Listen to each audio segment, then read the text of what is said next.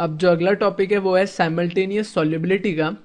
अब simultaneous solubility क्या बोलती है कि साइमल्टेनियस सॉल्युबिलिटी बोलती है कि लेट से एक कोई सॉल्यूशन है, उसमें कोई दो कंपाउंड है, और अगर वो दो कंपाउंड में कोई कॉमन आयन है तो जो सॉल्युबिलिटी होगी इंडिविजुअल कंपाउंड्स की या इंडिविजुअल एलिमेंट्स की, वो दोनों की सॉल्युबिलिटीज को कंसिडर करके फाइंड आउट की जाएगी। तो इस प्रॉब्लम के थ्रू देखते हैं कि कैसे दोनों की सॉल्युबिलिटीज को कंसिडर किया जाता है। तो प्रॉब्लम पढ़ते हैं। Determine molar solubilities of CaSO4 and BaSO4। एक तो है भाई CaSO4, तो CaSO4 एक सॉल्ट है, तो ये किस फॉर्म में एग्जिस्ट करेगा, इसके आयंस की फॉर्म में, that is Ca+2 plus SO4 2-। ठीक है। एंड BaSO4 अगेन है सॉल्ट, ये किस फॉर्म में एग्जिस्ट करेगा, अगेन आयंस की फॉर्म में, that is Ba+2 plus SO4 2-। ठीक है, अब आगे चलते हैं। अब Ksp ऑफ CaSO4 इज 2 × 10⁻⁻⁴। ये भी गिवन है भाई। Ksp ऑफ CaSO4 क्या है, 2 × 10⁻⁻⁴। और Ksp ऑफ BaSO4 भी भाई गिवन है, तो Ksp ऑफ BaSO4 इज 1.5 × 10⁻⁹। हमें मोलर सॉल्युबिलिटीज फाइंड करनी है CaSO4 की एंड BaSO4 की।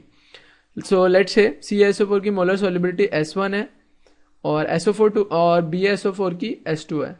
तो Ca+2 S1 होगा, Ba+2 S2 होगा, और SO4 2- कितना होगा, it would be S1 plus S2। यार अब ये दिक्कत लगने लगा होगा कि ये S1 प्लस S2 क्यों हो रहा है, SO4 2-। तो ये तो साइमल्टेनियस सॉल्युबिलिटी है। हमने क्या बोला था, साइमल्टेनियस सॉल्युबिलिटी क्या होता है, जब कोई आयन कॉमन हो तो जो सॉल्युबिलिटीज फाइंड की जाएंगी वो दोनों की सॉल्युबिलिटीज को कंसिडर, दोनों सॉल्ट्स के थ्रू जो सॉल्युबिलिटीज आ रही होगी उसको कंसिडर करके आएगी। तो ये S1 तो CaSO4 की तरफ से आया और ये S2 किधर से आया, BaSO4 की तरह। सिमिलरली इसमें भी क्या हुआ, S1 आया CaSO4 की तरफ से और S2 BaSO4 का।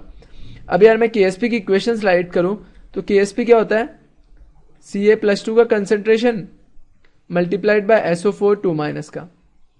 अब Ca+2 कितना है, S1, और SO4 2- कितना है, S1 प्लस S2। सिमिलरली अगर मैं इधर भी Ksp की इक्वेशन लिखूं तो मैं क्या लिखूंगा, Ba+2 का कंसेंट्रेशन मल्टीप्लाइड बाय SO4 2- का कंसेंट्रेशन। अब Ba+2 का कंसेंट्रेशन कितना हो गया, S2, और SO4 2- का कंसेंट्रेशन कितना होगा, S1 प्लस S2। ठीक है यार। अब हमें Ksp की वैल्यू भी गिवन है। Ksp CaSO4 का कितना था, 2 × 10⁻⁻⁴, और Ksp BaSO4 का कितना था, 1.5 × 10⁻⁹।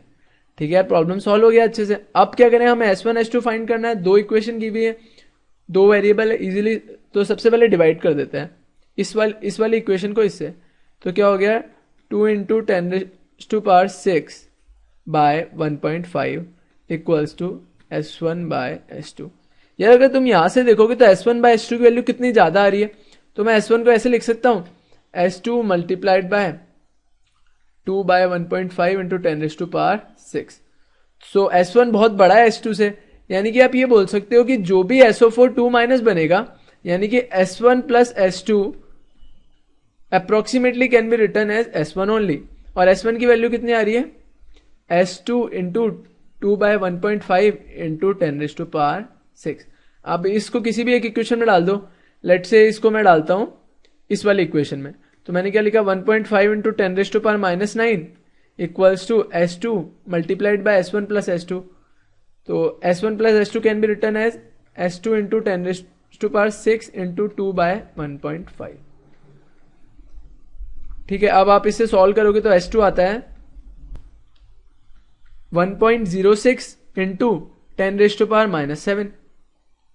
अब S2 आ गया तो सिमिलरली आप S1 भी निकाल सकते हो, जैसे इसको पुट करना है और S1 भी आ जाएगा। अब यार ये प्रॉब्लम इंपॉर्टेंट क्यों थी, क्योंकि साइमल्टेनियस सॉल्युबिलिटी हमने जैसे बोला था कि इसमें हम दोनों का कंसिडर करते हैं। आप ये भी देख सकते थे कि SO4 2- जो था वो हमने CaSO4 से भी काउंट किया और BaSO4 से भी काउंट किया।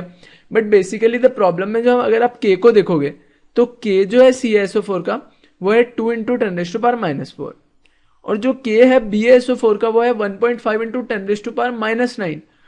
तो अब यार सीधी सीधी बात है, 10⁻⁵ का डिफरेंस है, 10,000 टाइम्स कम K है BaSO4 का। तो यार इससे कितना SO4 टू माइनस बनेगा, इससे बहुत छोटा सा बनेगा, तो वैसे भी वो नेग्लिजिबल होगा इसके कंपैरिजन में जो CaSO4 से बनेगा।